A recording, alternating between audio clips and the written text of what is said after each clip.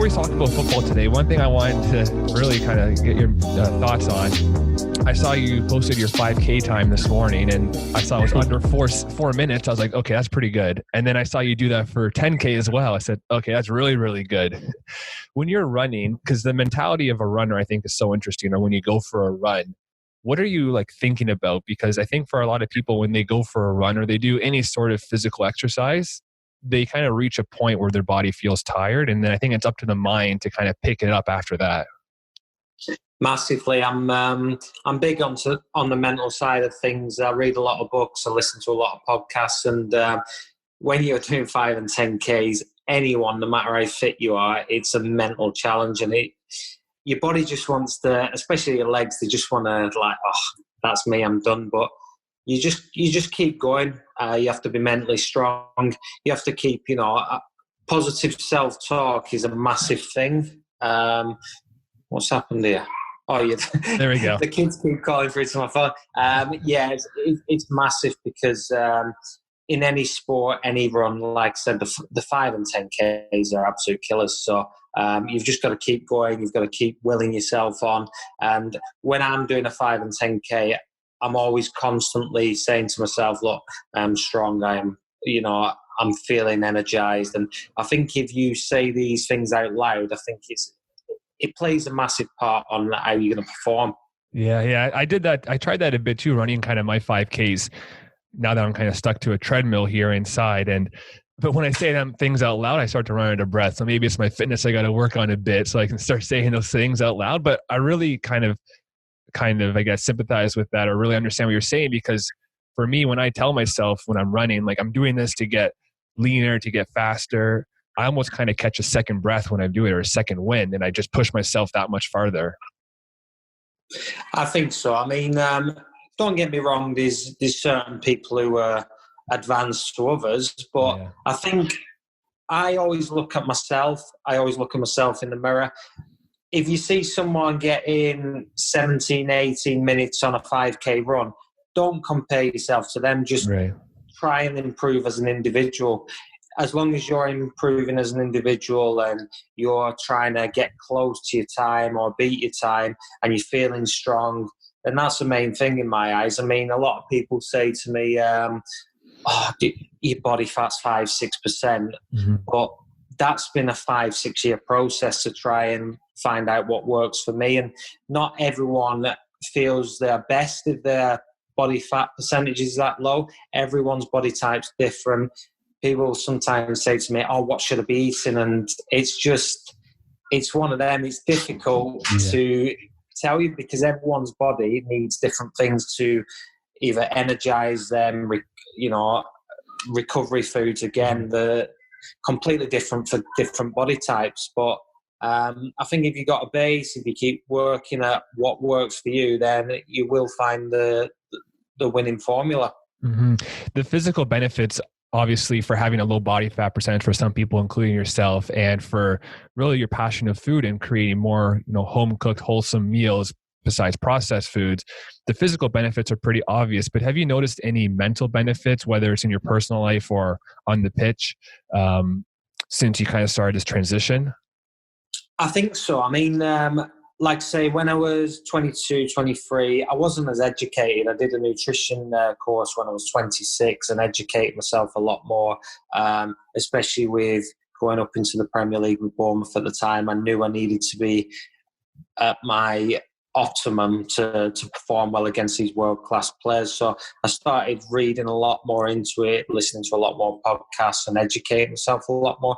And going back to your question, I used to go into games if I'd eaten like meals and didn't really think too much about it, with a little bit of brain fog. And, a lot of people, if they're tired, if maybe they haven't had the coffee, they get a little bit that way. But I think diet plays a massive part in that. And if you're going into a game, a run or a gym session with feeling a little bit dizzy, a little bit of brain fog, then mentally you're going to go into that session just not feeling your best. And I think it plays a massive part. And sometimes if you haven't eaten the right breakfast, I think you just underestimate how powerful the brain is. Yeah, and I think that kind of the like you said, the how powerful the brain is, it gets magnified when you move up kind of the football ladder as you start to get the championship in the Premier League. Because at these levels, everybody has some sort of physical ability that's world class, or else they wouldn't be able to be where they are. But I think kind of what separates players in that league or in those positions is the mental side of the game. Like you said, if they got a bit of brain fog or just their energy levels and stuff like that, I really kind of talking with a lot of athletes, that's the one thing they realize is that at the highest levels, everyone is there physically, but it's the mental part of it that maybe is different between various players. I think so. I think as a player as well, you score a goal and your confidence is high. You just feel like you can do no wrong. You've got that goal to your name. You can just try different things that you won't usually try. And again, that's the mental side of it, because before the game, you haven't scored a goal. You have a bad touch, say, and your confidence levels aren't as high. But that's all to do with the brain. I mean, the better players, the world-class players, can deal with taking that bad touch because they just think mentally, right, I'm moving on to the next one. I know what a good player I am. I'll just show the world how good I am. And that's what separates the elite from, the lower league players. It's the ability to deal with setbacks, to deal with, a poor touch, missing a big chance, or as a defender maybe conceding a goal and it being your fault. It plays a huge part, and I think 80% of the time, 80% is the mental side of it, and that is what performance is all about. You've just got to get through the tough times. Walk me through a bit about, you talked about confidence there when you score a goal, but walk me through a bit what your confidence level was at and kind of what you were thinking as you were with Bournemouth and you guys secured promotion in the Premier League for the first time in the club's history, which is pretty cool. And then I know you got your first goal against West Ham as well. So just tell me a bit about kind of what your confidence and just your emotional levels were at through all of that. It is absolutely incredible, especially I've been through a lot with a football club. I mean, I signed in League One when obviously the club was a turning point and we were on the up a little bit, and we were in a good run of form, and we just missed out on the playoffs against Huddersfield, which is an unbelievable game. I don't know whether you were at that game, but it was gut-wrenching. But to score that goal against Bolton, and then we were going into games. Obviously, you've got to work hard and nothing's set in stone. We were going into games just thinking, right, how many are we going to win this by? Because we were that confident and we had that much belief in our abilities that we were going to achieve promotion. I think the turning point was the Birmingham game when we absolutely battered them and scored 8 that day. But that evening when we clinched promotion, it just brings back everything that you've been through, because that's all I wanted to do. As a young boy from 4 years old, I started kicking off football. I wanted to play in the Premier League and test myself against the best in the world. And we knew when we beat Bolton that we were going to achieve that. And what an amazing night that was. The town was buzzing. We went out to celebrate afterwards. And the feeling is just surreal, really. I didn't really sink in until, probably when we clinched the title by beating Charlton. And all the celebration. It was just an amazing couple of weeks to see the smiles on people's faces, what it meant for the town. And, that's what football's all about, especially as a player. You want to put smiles on fans' faces and just do yourself justice and be the best you can be as an individual. Yeah. And obviously when you made it to the Premier League and you're playing against some of the biggest clubs in the world, how did you manage those kind of pre-match jitters, or maybe jitters you had during the match as well? Because I have to imagine your first couple of games in the Premier League had to be quite daunting. Yeah, I mean, it was an eye-opener, the first game of the season in our first year, because we were by far the better team against Aston Villa, but we lost 1-0. We dominated the game throughout, and we just sat back after the game and thought, well, this is what the Premier League's all about. You don't take your chances, you're going to get punished. So, but yeah, you're seeing the names on the team sheet, these world-class players, and you've just got to treat it like you're playing. You're a human being, they're a human being. You've got to win the individual battle. You've got to come out on top of them, no matter how big their profile is or how much they've done in the game. it's one game at the end of the day, and if you perform better than that individual, then you're going to come out on top. And that's what we went into every game thinking about. I mean, 6 seasons in the Premier League. I think, is this the 6th year Bournemouth been? 6th or 7th year. To, just be in the Premier League, such a small club like Bournemouth, it takes a lot of belief and a lot of confidence, and that comes from the gaffer and his coaching staff, Eddie, Jason. I mean, the philosophy is absolutely amazing, and you need to have a good mental side and you need to be mentally strong, but the main thing is hard work beats talent when talent doesn't work hard. And most players in that team came from League 2, League 1 when we rose up the leagues, and everyone was just chomping at the bit to be successful and achieve something, and that's still the case to this day. Yeah. You kind of said starting in League 1 and moving up, but I know I think when I read that you were one of the only players to really score in all 5 levels of the English football, starting at just below League 2 and all the way to the Premier League. So I got to imagine for you, it's even that much more special, the journey you went through. And maybe talk a bit about how your kind of journey from below League 2 all the way to the Premier League has kind of shaped you going through all that kind of adversity, because I think a lot of people, they kind of have a perception that that's kind of what really kind of shapes you as a player, by going through all of that adversity. It forces you to kind of deal with different challenges and problems and problem solve and everything. Yeah, I mean, I've been really blessed that I had a lot of setbacks early on in my career, because it set me up to be, the person I am today. And I had a lot of people tell me I wasn't good enough. I got released from Burnley when I was 18, 19, told I wasn't good enough. And then I signed for Bury, which was a tough challenge. I was 19 years old. I played 40 plus league games. I got kicked to death. The defenders in League 2 back in them days, they were ruthless, and they go away with a lot more than they do in the modern day football. I had a really good season for Bury. They wanted to offer me a new contract, but at the time, Shrewsbury Town, they came in for me. They moved into a new stadium. They offered me a 3-year contract. It was a big decision because I had to move away from where me and my wife, we grew up, and it was a big decision for us. But I think in footballing terms, it was a really good one. And then another change of manager told me I wasn't good enough. The management changed, and I got released again. I was actually on my honeymoon, and I was told I was leaving the club, which was really hard to take. And mentally, for a day or two, I had to get my head around that, and I just had to, be really mentally strong at the time, because we had a wedding to pay for and all that kind of thing. And luckily, Hereford gave me the opportunity to spend the season with them. And that season, I scored 2 in the home fixture against Bournemouth, and then 1 in the away fixture. And they decided to take a punt on me. And at that time, when me and the wife were driving down to Bournemouth, we were thinking, well, this is a long way. This is a real long way. Yeah. And I said, look, I need to make this work.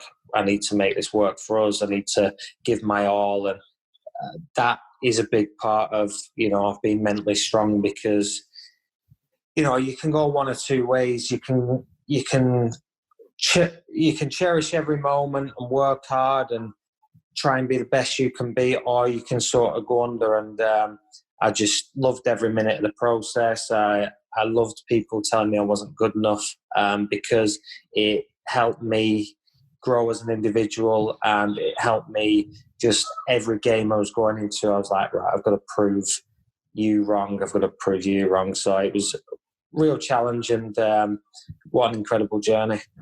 Do you still have that kind of chip on your shoulder to this day? This past season, when you were playing with QPR, is that something you still think about? The people that, 10, 15 years ago that told you weren't good enough? You know what? It's not particularly a chip on the shoulder. It inspires me, because I think that's what drives me. I love it when people say, look, you're not good enough for League 1. You're not good enough for the Championship. You're not good enough for the Premier League, because you just want to turn around. Because I've had a few people say in the past, actually, when I got to the Championship, I won't name names, but certain managers who said I weren't good enough, they said, look, I hold my hands up and was completely wrong, and that gave me such satisfaction. I love that, and like I say, it inspires me. But at the end of the day, I'm just living the dream at the minute, and it comes through hard work. I mean, anyone who's made it at the top, I've seen some unbelievable individuals, talent-wise, second to none, absolutely brilliant, but maybe they like the extra night out and all this kind of thing. But it takes a lot of sacrifices and a lot of support from your family to, achieve your dream. And, I have a lot more to achieve yet. I don't want to stop here, and really looking forward to the what's around the corner. Yeah. You talked a bit about how you've got inspired by people kind of doubting you. But I think for some, maybe teenagers or people in their young 20s, they might have more of a tendency to take kind of a more negative approach to it. They kind of use it to feel like their hate or their anger towards it rather than inspiration. Tell me a bit about how you kind of channeled it from not being negative, but more to positive. Was there anything specific that you told yourself? Was there people that you kind of relied on to help you kind of push through those tough times? I think my family, really. My wife's played a massive part in that. She supported me in everything I do, really. And when we had our kids, I mean, we had our first child, Hallie, at 23. Funnily enough, just when I moved to Bournemouth, it wasn't planned or anything. And we moved away from family. We had no help whatsoever, and she had to deal with a lot of that on her own. And I just wanted to be successful for my children, for my family, so I could, give them a good life, and to look back and if they can say, look, I'm proud of my dad, then that's all I ever wanted, really. So yeah, I think a big part of my success story is down to my family, my kids, and the willingness to want to do well for them. Every game I was going into, still to this day, I think about them, and obviously say a little prayer to myself and thank God for everything I've been blessed with. And yeah, just want to go out and do them proud. I think one of the toughest things that any athlete can kind of go through, that probably the family helped you a lot through as well, is any sort of injuries you go through. I know you've had a couple serious injuries in your past as well. And for me personally, when I have an injury, it's really tough to sit on the sidelines and watch my teammates or other competitors still play the sport that I'm currently playing and not being able to help out or feel like I'm kind of losing my place a bit.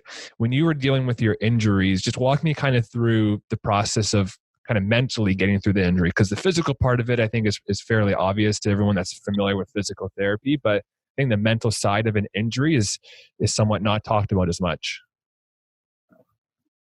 Yeah, it's really difficult as a player, and I've been really fortunate that I haven't had many real long-term injuries. I mean, I can't remember me being out for any longer than 6 weeks maximum in my whole career. So I've been really blessed in that respect. So I can't talk on behalf of people who have had ACL injuries, these real long-term injuries. But I've been in a dressing room with people that have had these really difficult injuries, and the mental preparation on a daily basis when you're seeing your teammates outside in a beautiful sunshine training, and you're staring through that glass window in the gym, constantly working on your rehab. It takes an awful lot of mental toughness. And me personally, when I'm injured for 2, 3, 4 weeks, it drives me insane. Yeah. But you've just got to take it on the chin and come back stronger. It's a real process, real difficult, but I believe everything happens for a reason, and all the injuries you get as a player, it's that foundation to make you a stronger character, a stronger person, and you appreciate playing football so much more when you get back out on the field with your teammates. Yeah, for sure. And I think also it kind of forces you to improve in different ways, because just because you can't get to the pitch or to the gym doesn't mean you can't improve. Like we're kind of talking about here, the whole mental side of the game, whether it's courses or podcasts or audiobooks, there's still that whole mental side of the game you can improve on, similar to what we're all going through here now with this kind of self-isolation or lockdown. Is just because you can't work on the physical game as much as you can doesn't mean you can't become a better player, because there's, again, a lot of different resources you can kind of dive deep into to enhance the mental side of your game. Yeah, I couldn't agree with you more. It's a great way of putting it, and you can become a better player by just sitting here and educating yourself, whether it be on your diet, whether it be on the mental side, whether it be on dealing with setbacks, whether it be on how to sort of overcome, different atmospheres. You can. Everything's on Google. Everything's online these days. You can listen to podcasts, from some amazing people who really do know the stuff. So, yeah, I mean, that's probably one of my biggest regrets when I was younger. I didn't educate myself as much as I could have done. And maybe I could have moved my way up the ladder a little bit quicker if I had done that, whether it be for my diet, whether it be for learning different recovery techniques, all that kind of thing. So, yeah, but like I say, I can't complain at all. I'm absolutely delighted with the way things have gone, and like I say, it just proves anyone can do it. Anyone, if they've got the right mentality, can achieve their dream and achieve their goals. I think goal settings, we're talking about the mental side of it. I think I like to set goals all the time. I like to write down my goals. I like to sort of, self-talk's massive. Every morning I self-talk to myself and, basically tell myself what I want to achieve out of each day. The goal setting, is that something you do daily, or is it a weekly goal, monthly, career goals? How's it kind of your timeline working for that? I set goals on daily basis, whether it be for my day. Sorry, go on, you could take that down. You sorted? Yeah. I set goals daily. I set goals weekly, and obviously when the football's up and running, I set my seasonally targets, and obviously they've got to be achievable. But you want to dream big as well. I mean, I set a goal when I was in the youth team that I wanted to play in the Premier League. I think when you're younger, you don't think about them as much, and I wasn't really writing them down. I thought, you just set yourself a goal, that's fine. But I really do believe if you're writing them down and you're looking at them on a daily basis and it's engraved into your brain, then you will achieve that eventually if you're determined and show the willingness to want to learn and grow as an individual. Mm-hmm. When you were in the youth team and having those aspirations to play in the Premier League, who were some of the players that you were looking up to and try and really kind of follow their path or model your game after? This is going to make me feel old now. My heroes as a young boy were Ryan Giggs and Eric Cantona. I love Giggs because he was a left winger. He was, he just showed so much positivity every time he got the ball. He was quick. He was everything you wanted in a footballer. He's athletic, and I looked up to him a lot. And Cantona was just Cantona. I don't need to say too much more about him. Absolute legend. And I used to go watching United on the European nights with my dad. His boss used to get us tickets, which at the time, the songs before the game, I remember it, the Bee Gees, Staying Alive. So that was a blast from the past. But yeah, I looked up to them. And they were my idols. I wanted to achieve what they've achieved, but they're incredible people, and you can see how long Ryan Giggs played for. He was 39, 40, and he did all his yoga. He did everything right to be the best he could be. Mm-hmm. Have you?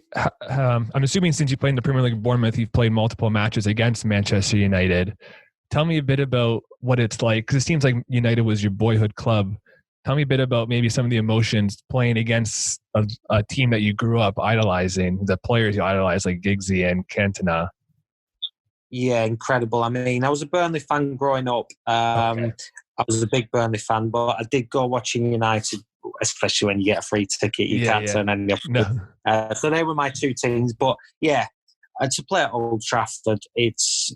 especially my parents, they love football, and it was you just think what it means to them as well, and they were massive football fans, and it was to go to Old Trafford, especially with Bournemouth, and pick up some points as well. I think Big Arthur saved a penalty from Ibrahimovic at the time, and we grinded out a 1-1. I think Sirs got sent off that day as well. And I got substituted at half time, so I was thanking him for that. Yeah. Just amazing. The celebrations after, the feeling, the atmosphere, playing in front of 60 plus thousand, incredible memories that will live long in my memory bank. That's, I think, something that I don't really hear a lot of athletes talk about, is playing against teams that they grew up idolizing. But I think it's a lot harder than it seems, because I'm thinking about myself. Maybe if I grew up in the elite level of football, maybe my mentality would be a bit different. But thinking of myself growing up, and still I'm a big Juventus fan, if I ever had the opportunity to go to Torino and play against Juventus, I probably wouldn't be able to string 5 words together. It would just be like such an overwhelming experience for me. So I think it's just... You wouldn't want to play centre back. No. Just keep me on the bench, coach. Keep me on the bench. I really think it's something that is really underrated. Just the whole kind of pre-match jitters, whether it's against a team you grew up idolizing, or just, when you're playing Chelsea or Manchester City or something, just trying to channel that really anxious emotions into something positive. I think so. I mean, before the game, every player goes through that. I mean, if a player said to me that I don't get nervous before a game, I just don't believe them, because them nerves are real. But once you get out, you step onto the field and the match kicks off, you forget about everything. If you're a good athlete and you're at the elite level, you just forget about the crowd. Obviously, when you score, when you celebrate, when your team's playing well, you can hear the crowd, but the nerves just disappear.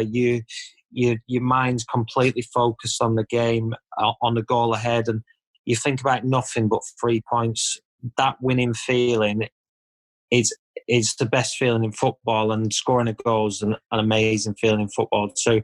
But I think when you're winning games, your mentality, it switches. It's just incredible, because you are just going into games breathing confidence, and you think, right, we're going to win today. And thinking about it, you see teams, they play so much better at home. But why is that? You're only on a football field, but in front of a different set of fans. It shouldn't be that way. It's very strange. Yeah. When you're part of teams that aren't going through such good spells of form, and maybe the confidence isn't as high, is there anything you do particular to pick yourself back up, or to pick the team back up, to get that confidence back to where it has to be, so you guys can play as freely as you need to be? Yeah, well, I do a lot of visualization. I love visualization. It's massive, and I just visualize the game. If I had a bad game the previous week, I'll think 2-3 weeks back when I played really well and what I did well, and my favourite games. I always think back to the Birmingham game when I scored my hat-trick, and the things I've done well that game. I had a bit of a beast first half, to be honest. I couldn't keep the ball, but I think about that second half where I scored my hat-trick goal, and all the good feelings you've had in football, and then it switches your mindset to think, right, I'm a good player here. Just do what you do well, perform well, and if you're performing well, your teammates around you are going to perform well. And because at the end of the day, if you're a professional footballer, you've obviously got that ability. It's just going out into the field with belief and confidence. Yeah. Obviously, these things have worked quite well for you. I've seen a lot of different interviews and kind of nominations and stuff, and a lot of people put you at like the Bournemouth All-Decade Starting 11, or Bournemouth Team of the Year, Player of the Decade. Sorry, what do those accolades mean to you? And kind of maybe, when that seems like a really high pinnacle to reach for a professional athlete, to be named to like the All-Decade team for a Starting 11 for a Premier League club, for example. How do you still push yourself or motivate yourself to keep improving when you've reached such a high level?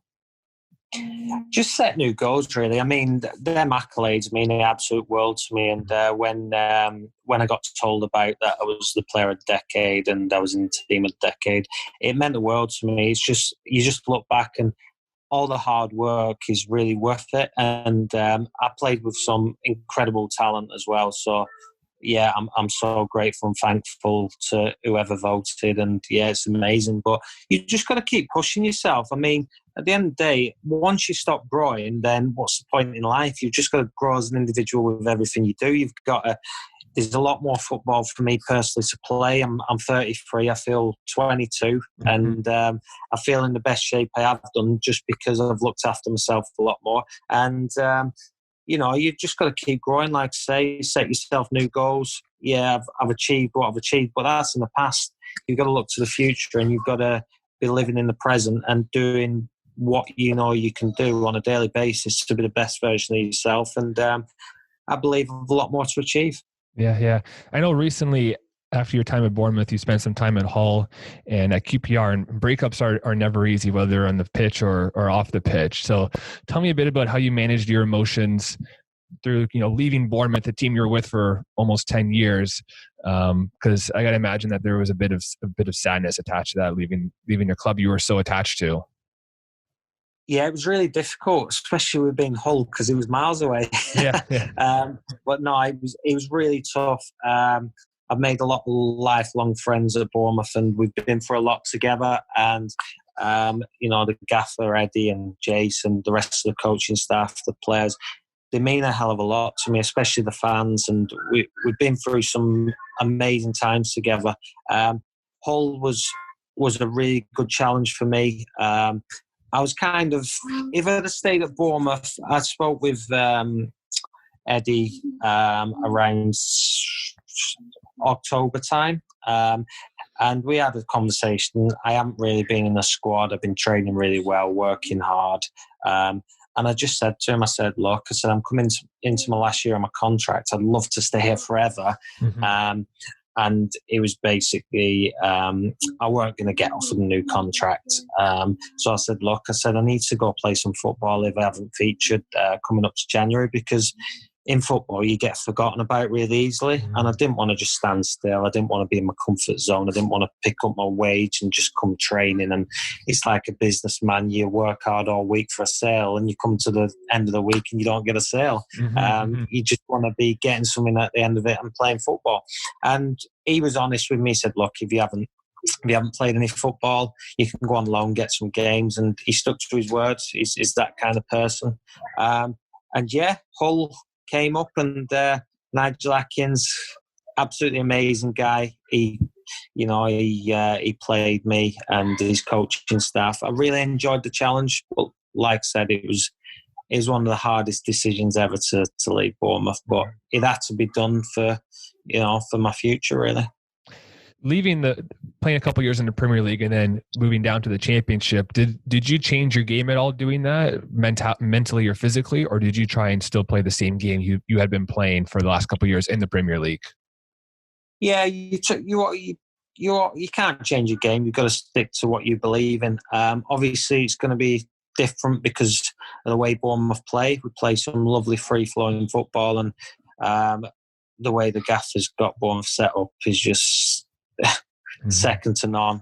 He works tirelessly on the coaching side of it, and the rotations. I played with Chaz for years, and we just knew each other's game inside out. And I went from playing on the left wing every week and playing week in, week out for 8 seasons to playing as a 10 for Hull. So yeah, I had to change my game slightly because I was getting used to the way they played and that kind of thing. But I was really pleased. I mean, I got 3 goals and 2 assists in, I think it was 10 starts for Hull. And I really enjoyed it, But like I say, it's completely different from playing in the Bournemouth team. Yeah. We've talked a lot about so far this morning for you, this afternoon for you, of course. We've talked a lot about so far about kind of how your game has changed on the pitch mentally from, your young lad all the way to now. How has the mental side of the game affected your personal life, and how do you feel like you've developed as a person from your time when you started off at Bury or Burnley all the way now to your time at QPR? Sorry, the little one's just... No. I'm on the phone with you. You'll have to just give me 10 minutes, sweetheart. Good girl. She's pestering me to go outside. So this is the only time I've sat down all day, so you've done me a favour. Anytime. Yeah, yeah. So, sorry, can you say that again? Yeah. I was saying we talked a bit about how the mental side of you as a football player has developed over the past 15 or 20 years even. But how has the mental side of the game affected your personal life? And how do you feel like you've grown as a person through all the things you've learned mentally on the football pitch? I've always had a good mindset towards that, to be honest. I've always said to myself, and I'll never change on this, no matter if I've had a beast on a Saturday, if I've trained poorly, I never take my work home with me. And once I leave the stadium, I'll be frustrated. I'll be annoyed if I've had a bad performance. But once I left in my car, I forget about it. I go home, I have a nice time with my family. I treat it like I've had a good game, because you can't dwell on things. Monday morning when you're back in work, analyse what you've done wrong, work on everything that you can improve on, and you've got to have that mindset that nothing's going to break you. You've got to be so mentally strong, especially in this day and age when you're an athlete. Otherwise, you get walked all over. You get you just fall below the waistline. Yeah, last thing before we wrap up here, I want to get your sense of is for, the young athletes, no matter the sport they play, whether it's football, American football, hockey, rugby, whatever it is, those young athletes that are trying to make the next step, from the junior ranks or the youth ranks to the professional ranks, what's kind of one piece of advice you would give them from the mental side of the game to kind of give them to help them make that next step? Good question, actually. I'd just say, don't let anyone tell you that you're not good enough. Just be so mentally strong. When people put you down, just bounce back, keep fighting, show that willingness to be the best you can be as an individual. I mean, there's so many different... you take months to go through all the different mental sides of the game, and there's so many different avenues you can explore. As an individual, you just got to be bulletproof, because you're going to have to deal with that adversity. You're going to have to deal with fans, screaming at you when you're not having a good game, when you're not running around. So I think as a young lad, I was always taught to just enjoy the game and always believe in yourself no matter what. So that'd be the best piece of advice. Work hard, believe in yourself, and show confidence in everything you do. I think you mentioned being bulletproof is even more important in this day and age because of the emergence of social media. And, I'm sure you could attest to that as well, that, when you were 15, 16 years old, social media wasn't as developed as it is now, where you see 15 and 16-year-old wonder kids that are in the academy. They have like 50 or 100,000 followers on Instagram, and they have such a microscope on them that I think it's really, really easy for kids to get caught up in the hype on social media. And when they have a bad game, to go and read the comments and see the hateful words that they're being told. I think if I was a young 15, 16-year-old now, I think I'd try and avoid it, to be honest. I mean, if you hadn't made it and you hadn't, been well respected in the game, I think you just got to, your main focus has just got to be, right, I'm going to work hard from Monday to Friday. I'm going to perform to the best of my ability on Saturday and just block everything else out. Yeah, it's great having nice comments. It's great when the going's, going well. But there's a lot of ups and downs in the world of sport. And I've always been, I've always said to myself, never get too high with the highs, too low with the lows, because, you get brought back down to earth really quickly. So just don't pay too much attention to negative comments and try and turn it into a positive. If someone's speaking negatively towards you, then just use that as fuel to try and be better the next week, the next month, whenever you're going out back out onto the football field. I really like that. Let's wrap this up, Marc. I appreciate you taking time today. I'm going to try and not go through your Instagram feed because I'm getting really hungry. And if I start scrolling through that, I'm going to start drooling all over my phone screen and have to wipe it off. Anyways, man, again, I appreciate your time and wish you the best of luck when the season hopefully picks up. And of course, be following your career closely because it's been a wonderful story so far. And like you said, you're 33, but feeling 22. So I know you got a lot left in the tank and it's really nice to see again, you kind of take the approach, I think, of really focusing on the nutrition on social media, because it's, again, when we're talking about young lads and they're 15, 16 and what to do to improve, I think sometimes they neglect the nutrition or they don't have those cooking skills. And I'm sure I'm 26 now. I still don't have cooking skills. So when I was 15 and 16, I definitely didn't, but I think it's a nice piece of inspiration for different athletes to see that, there are easy to make meals. Some are easy, some are more harder, but some easy to make meals that can really fuel your body to perform optimally. No, yeah, I really appreciate that, mate. The whole purpose of me setting up the page at the time was because when I was younger, I didn't really get given the information, that to, be the best I can be as an individual. So I want to encourage young people, whether it be athletes, whether it be just people who are gym goers, people who like to go for walks, just different strategies on eating well, recovery strategies, all that kind of thing. And I'm currently working on a cookbook at the moment, which is I'm trying to make it relevant to everyone, not just athletes, which basically has recipes, workouts, recovery strategies, fitness and diet goals, all different types of things. And I've just had that insight to everything, and I know what works for me as an individual. I'm never going to go say to someone, you should be eating this, you should be eating that, because everyone's body's different. It's just giving the guidelines on how to, feel the best going into a game, how to recover well, how to, feel the best version of yourself, and hopefully it's inspiring people. And I've had a lot of good feedback from it, which is really nice to see. And that's the whole purpose of it, really. Is that something that you're looking to do, like after football's done, to have a career in as a kind of like maybe a personal trainer or just an all-around fitness consultant?